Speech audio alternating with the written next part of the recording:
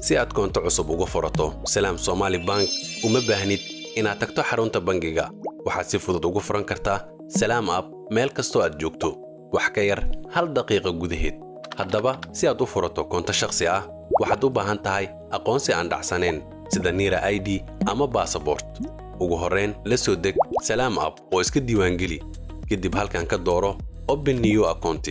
Dooro nooca dukumiintiga aad rabto inaad koontada ku furato, sida passport ama NIRA ID. Kadibna guji Continue.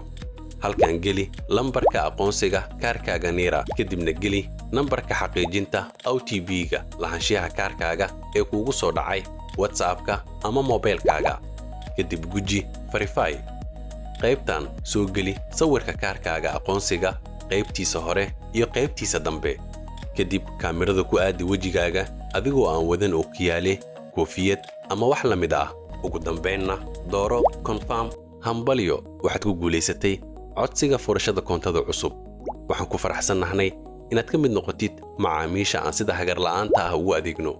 Waxaan mobilka ama emailkaaga kugula soo wadaagnay macluumaad ku saabsan koontada cusub. mahadsanid.